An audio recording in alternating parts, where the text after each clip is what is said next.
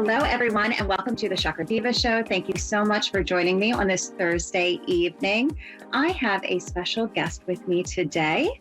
Her name is Crystal Ann Compton, and we are going to chit-chat it up. I kept calling it girl talk earlier and just having girl talk together. And Crystal, I call you a spiritual teacher because that's who you are to me. What is your title for you? I do call myself a spiritual teacher and a channel and an intuitive, but just really a spiritual person, living the journey, doing the best that she can. That's what I'm doing. That's how I feel too.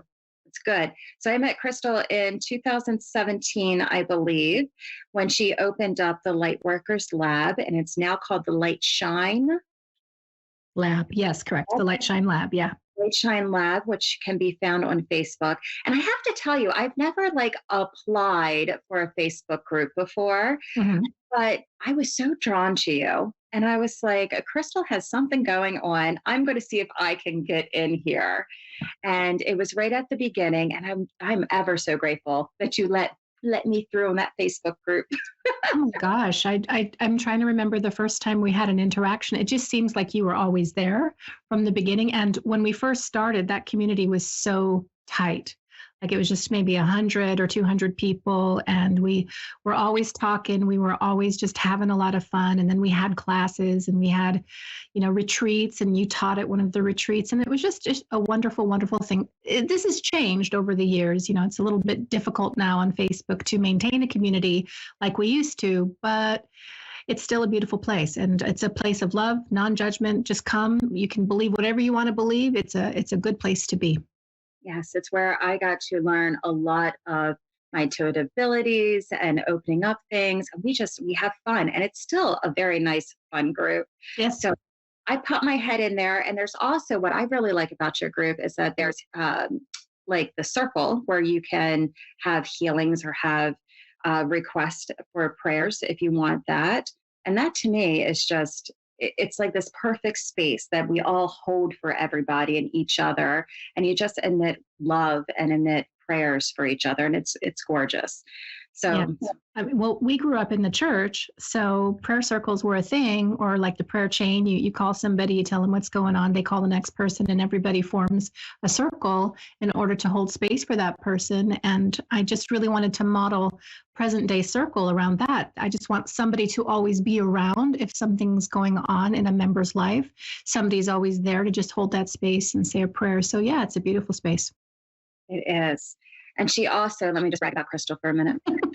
She also has an amazing YouTube channel. So if you have not seen it, please go find her because you talk about everything. And I have to admit to you, I did not watch this video, but I want to talk to you about it because you just talked about it in the group recently. And I chimed in and I didn't get to watch it. But you were talking about scaring a ghost. You read about somebody who got scared by a ghost. The ghost was scared. Yes. I've seen that happen. Well, tell us about it. So I was in bed one night and my closet face, the closet is always like the portal for all of these beings to come through. I have defined that in every single house I owned. The closet is where they're coming through at. And I was laying down in bed and I went to go turn over. And as I did, I saw a shadow person. And the shadow man, all black, looked like a shadow, like a person, got scared when he saw me. And it was almost like, he was like, ah, right? And I went, what are you doing? Like, it just threw me off because I never saw anybody who saw me. And I just assumed that they all knew I was there. I think most of them do know you're there. I think there are some spirits that aren't conscious to what we're doing and aren't paying attention to what's happening. But there are some that I think just kind of peeping Tom-like hang out in our space, observe us. And when something shifts dimensionally, maybe it's our consciousness, maybe it's our vibe, it shifts and we're able to kind of open up the perception and see them and they see us seeing them. A lot of times they'll get startled because they don't expect it. And it happens with ghosts. And it also happens with the class of being called a shadow person. Now, those are two different things. One is just a human that's dead. The other one is an actual kind of entity that is no bueno. It's not a good entity. But they often will stand around and observe you as well. But you can feel a shadow person. I don't know if you've ever had an encounter with an actual shadow person, but they don't feel good at all. And they feel terrifying. So let me ask you this one. He took on the form of my husband. Interesting. Yes. My first reaction was, why is my husband black? Because he's very much so white. When I was turning in bed, I was like, oh, first of all, he got scared. Second of all, he looks like my husband. Like, what is that? But I could tell that he was a shadow. And I turned over and then I went, what are you doing? Like, I'm so confused, right? And he said, your light is just so bright. Wow. And I told him to go find another one. I was like, isn't there another one over there? You're supposed to find something else. But I realized that he couldn't see the light, right? He there wasn't open to the light. He didn't Right. have it over there. He just saw my light. Right. And that happens with natural born mediums, which, you are a medium. I encounter mediums as having kind of a peculiar light. It's a bit different than a clairvoyant, at least how I observe them in spirit. There's just something different about a medium. And I think spirits are drawn to that, spirits that are in the fourth dimension, spirits that are in the earthbound plane. They can see that light, and that's what draws them to you, which is why you have some people who don't know they're mediums, but they're having all kinds of encounters.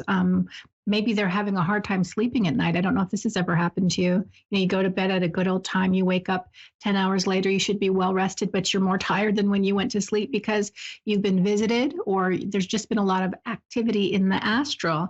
And unless you kind of take control of that, that will continue to happen because of this light. Like that. I usually help my clients when I sleep.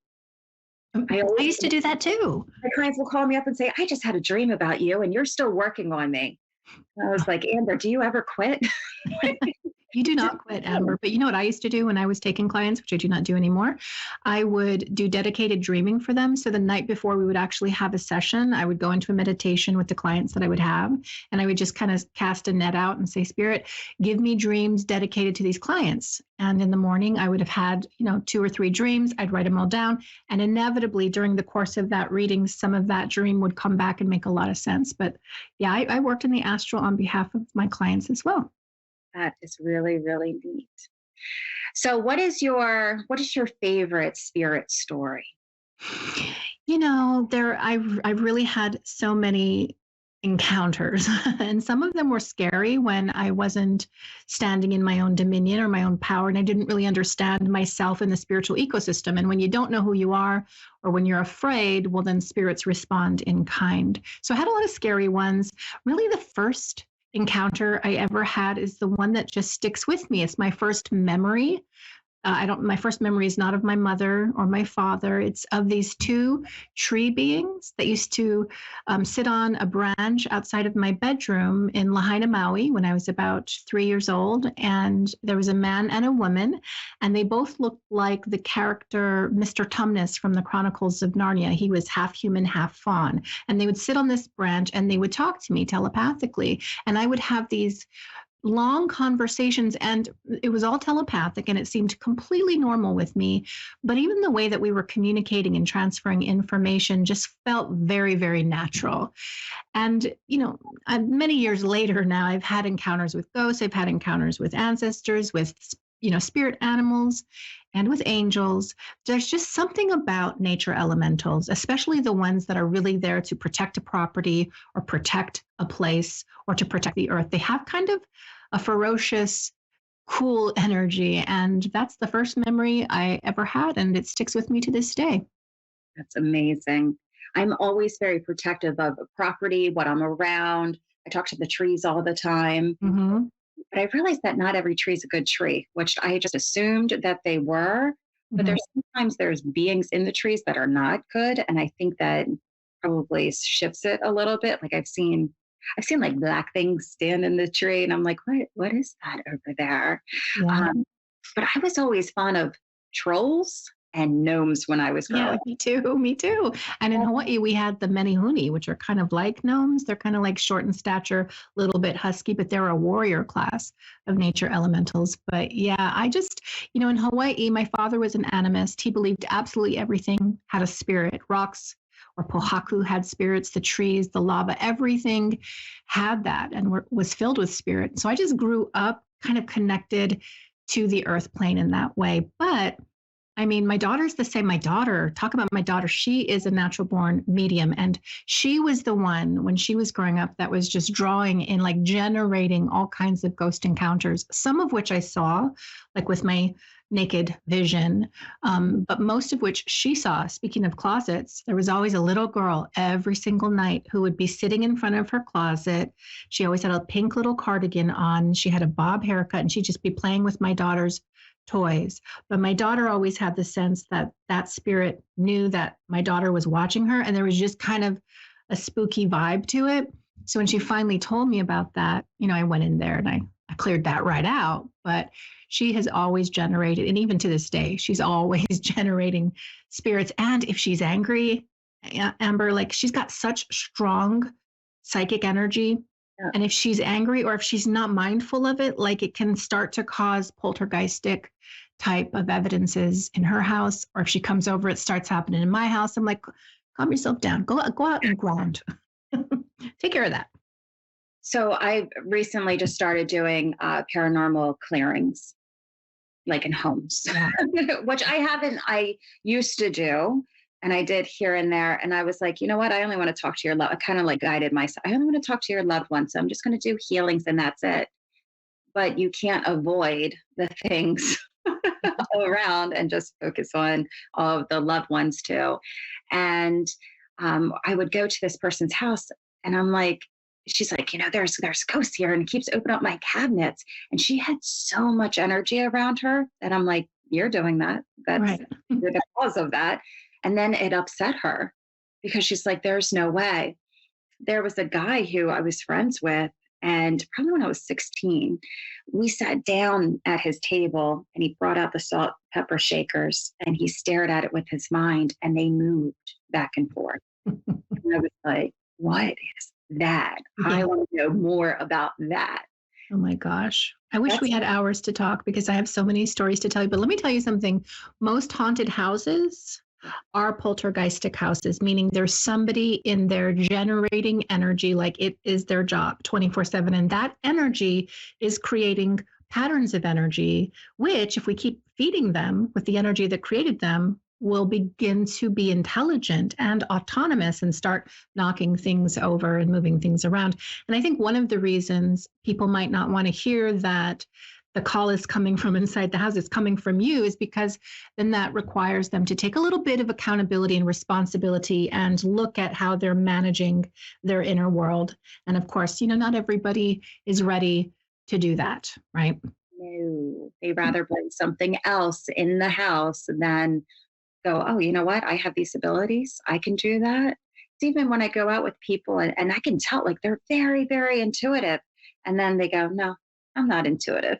I'm just going to be like, come on, yes, you are. Come on, as a man speaks, so he is. Like, yes, I am intuitive. Yeah, a lot of people they're not connected to what's happening with that. And that's part of the work that I do. That's part of the work that you do is we help people to connect to intuitive abilities. And the thing is that when people think about intuition, they tend to think, well, it's some magical, mystical person in a turban, like somebody that could never be me.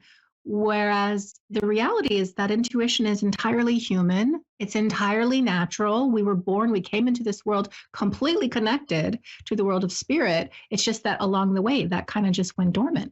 And it's simply about reconnecting and bringing that back online. And everybody can do it. Absolutely. So where in your travels are you going? Like, what's new on the horizon for you? What are you up to? Well, I just had COVID for like 23 days, and I may still sound a little weird, but so I'm not traveling right now.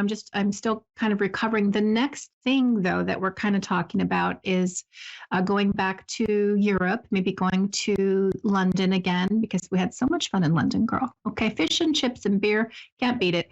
And I'm probably going back to Finland, which, the Finnish are supposed to be the happiest people on the planet. And did you know, Amber, in every single hotel in Finland, there is a sauna. They are so detoxified, I can't. And so I would spend like all of my time in and out of that sauna because it was just wonderful. So we'll probably go back to Helsinki. And I think if I do travel, I would like to coordinate maybe some meetups with some of the people around the world that follow me or are connected to me. That'd be cool. And you can put me into your little I would fit. backpack. My God, can you imagine the trouble we'd make I in just want to go Helsinki? to Ireland with you. Like I have put that out into the universe. Yes. Ireland with Crystal. Amber Poole, we could do a sacred tour. We could go to sacred sites and we could channel. It would be crazy. It would be so awesome. And I believe there's a lot of people in your group that would come with. I think so too. Yes. That would be a fantastic one. Are you doing a retreat again this year? You know what? No. And here's what happens. At the end of every year, I check in with Spirit and I start planning the retreat and the workshop and the teachers. And for the last 3 years, it's just been nothing. And the first time was 2019. And I'm like, well, why aren't we having a retreat? They're so successful. People love them. But then COVID. And 2021, same, just nothing. And 2022, same thing. And I'm not sure why. I know there's all kinds of different variants and also the economy. But what I'd love to do is maybe travel just nationally to different locations and maybe do some workshops, meetups with the people that I know. Maybe I'll come to where you are, my darling. If you come to Maryland, I don't care if you come to Virginia, I'll go see you, Pennsylvania, New Jersey, you got it. I'll travel. I would love that. Wonderful. So you're working with Paranormal Investigators now. So what are you doing? So I only went out one time so far, and it's interesting because again, it's out of my realm. I promised everybody that I would never do it. I did it a few times with just fun, sitting down, but it's like you just got to. I feel like you have to face your fears, right? Right. It was funny because the guy I was working with, we heard a noise. And it's all pitch black, right? Mm-hmm. He had this little, I don't know, spirit box thing with a light on it. And I hear this noise, kind of sounds like a swing going. That's what it sounded like to me. And all of a sudden he's like, don't be left behind. And he just darts across. And I was like, oh, gotta go, I'm running. So it taught me to face my fears. Mm-hmm. And really, I was pretty laid back there. It was a good experience, and I'm enjoying it. And I also feel like it's almost like in preparation for what you prepared me for. It's like kicking me back into the same arena. So I'm going to go for it 100%. Just have fun. And here's the thing, Amber, is you're just a naturally high vibration person. You really are a light. And that's all you need to be in a space that might be haunted or where there's spirits. You really just need to be filled with love and with that light. And you naturally will help. You'll naturally clear.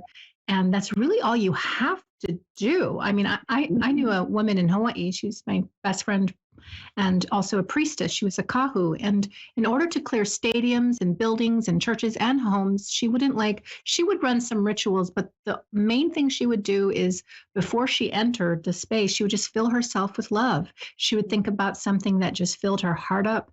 She'd fill herself with light. And then she'd just walk through the building and boom, those things would start to clear because that's how light works. And you're a natural for that. You really are. I love to gather in and see how high we can all get. Mm-hmm. How connected can you be without having your ego involved? So we do it through gratitude. And I get grateful for everything, like every single thing, my coffee, my house, walking, getting up for that morning, it all fills me up. And then, you just share it. But I've been experimenting. I'll fill myself up a lot and then I'll go out in public. Because I'm like, how do people respond to that? And what happens? So I filled myself up with light. I go to Starbucks and I always buy the person behind me I don't go there often. So whenever I'm there, I just their meal, right? So it was like $15 and I didn't think anything of it. I was like, just pay for her. Okay, got my card back. And when you go out of the shopping center, it's a light, right? So I'm sitting there at the light. This woman comes up and knocks on my window, scared the bejeebus out of me. And I was like, oh my God, who does that, right? I want you to pay for the person behind you. Don't come over. And she goes, thank you so much. And she hands me a cake pop. Now I know that wasn't for me. She probably bought it for herself and felt bad and gave it to me or whatever it is. But I was wondering if that happened because I had so much light on me, because I've never had anybody get out of their car to thank me. Mm-hmm. Absolutely. One of the things that I tell my students, and really if I'm doing readings online or something like that, one of the most common questions is always like, what's my purpose? Why am I here? And I think people expect to have a life purpose that's very lofty and grandiose. I'm here to be a best-selling author or a rock star.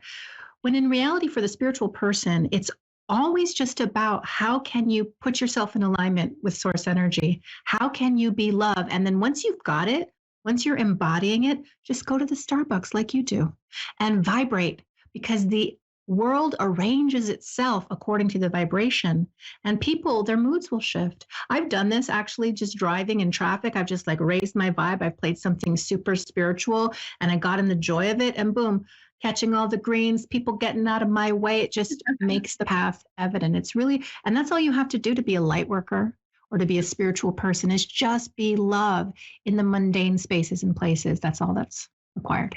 You could be having like the worst hair day, the worst outfit, and go out. But if you feel like you are in the space of love, $1,000,000 out there, people like look at you. They do.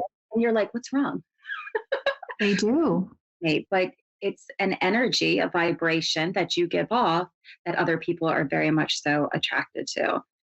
Absolutely. And as below, so above. And when you've got that energy and that light and that power, the world of spirit responds to it as well. Just as the physical world arranges itself according to your concept of yourself and your light, so does the world of spirit. So anybody who has been having trouble with ghosts or they're frightened by the world of spirit, just get in the love of it, get in the light of it. And all of that stuff sorts out naturally.